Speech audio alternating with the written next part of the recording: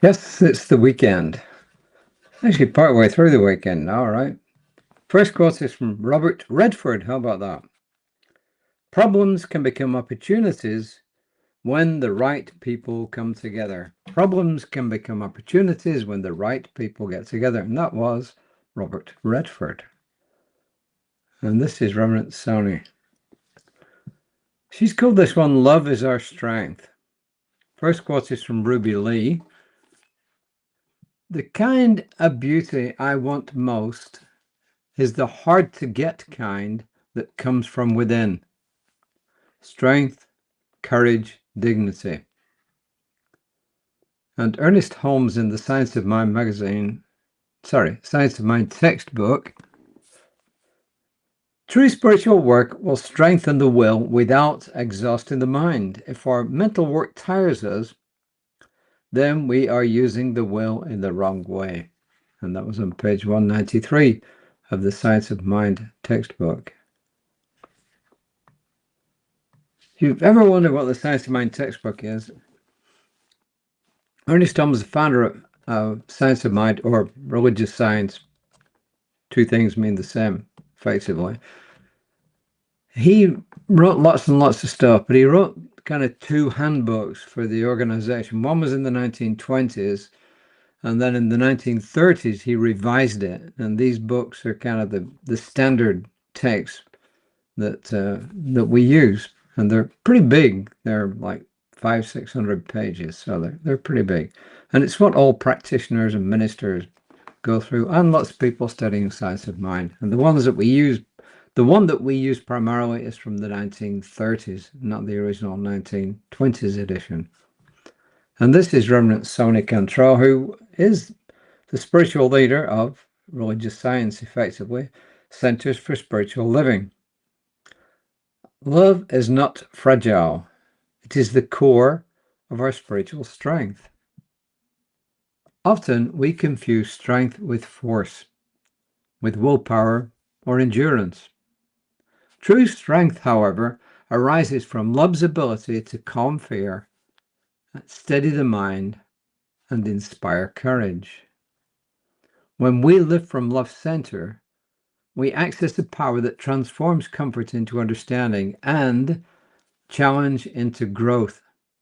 Love strengthens our faith in spirit and in our inherent capacity to persevere without sacrificing tenderness, openness, or compassion. Today, consider how love serves your inner foundation. Strength born of love is not an external armor. Rather, it is a quiet peace that recognizes Spirit's presence in every moment and inviting you to meet life's difficulties with grace rather than resistance. So remember, in martial arts, you use your opponent's strength against them. So you don't force back, you actually use that momentum and say, somebody comes at you and you throw them over your shoulder. Our spiritual strength grows through love, clarity, and intentional practice. Rather than forcing outcomes or retreating in fear, love invites us to learn, to adapt, and to rise with humility and courage, reflecting a presence that understands complexity and embraces growth. When we choose love as our source of strength, we discover resilience and joy woven together. As you move through your day, stand firm in your truth, speak with integrity, and respond to difficulty with compassion. Let love guide your choices and infuse your actions with serenity. In doing so, you will find that true strength does not diminish tenderness, rather it reveals it. And she gave us an affirmation. Love is my strength. I stand in courage, peace, and spiritual power at every moment. But I've actually got something else for you today, believe it or not. I've actually quoted from this before. It's not in the Science of Mind magazine every month. It's in every other month. And for the ones of you who don't know about it, it's gone actually. Where did it go? Oh, it's here. Hold on. Here we go. It's coming up. For a second, it vanished there. It's called Murphy's Dogma. And the ones of you who, hang on, let me just line this up and then I'm not being distracted. It's called Murphy's Dogma.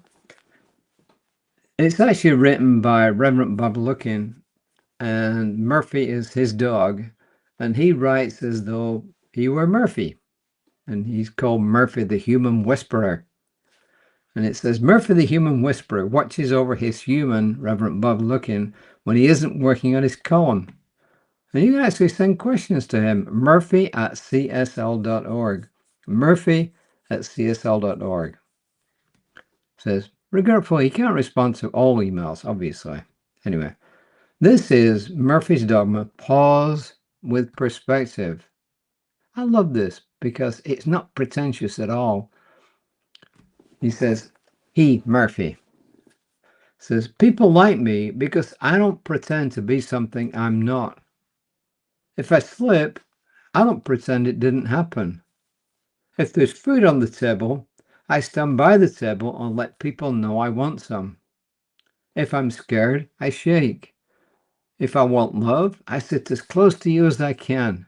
And unless you stop me, I will lick every square inch of your face. I don't have the kind of pride that humans have. I don't have to be right or to look good. The truth is, I love my freedom to be real. I enjoy being a dog.